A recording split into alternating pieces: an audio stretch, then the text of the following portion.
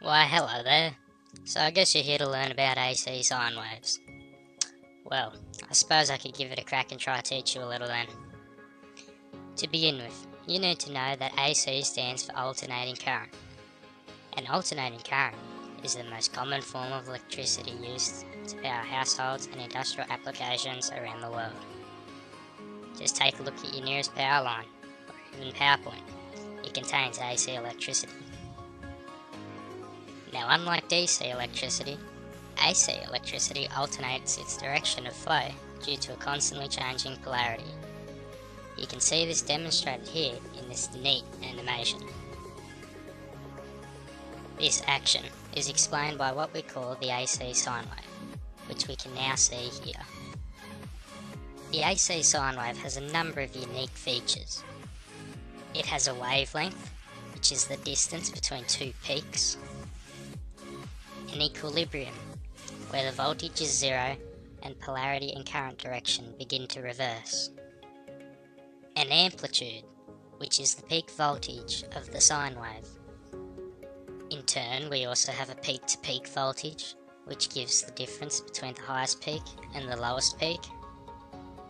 Up over here, we have the RMS value, short for root mean square value. It is the effective steady voltage that is equivalent to the constant voltage found if the electricity was in DC. Down here, the period gives the time that is taken for the sine wave to complete one whole cycle until it begins to repeat itself.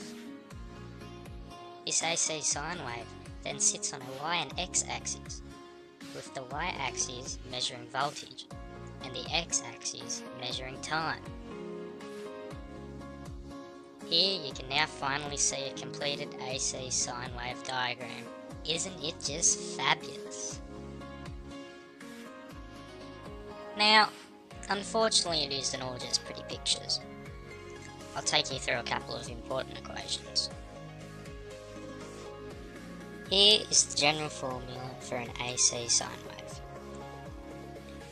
where D represents DC offset, which tells us the sine wave's position on the y-axis. A represents the amplitude in volts. F represents the frequency of the wave, or the number of times the wave cycles a second given in hertz. T representing time, and theta, which only has a value when the wave is not in phase along the x-axis. Now, I hope that was all very informative for you. So goodbye, my friends, and good luck with your exams.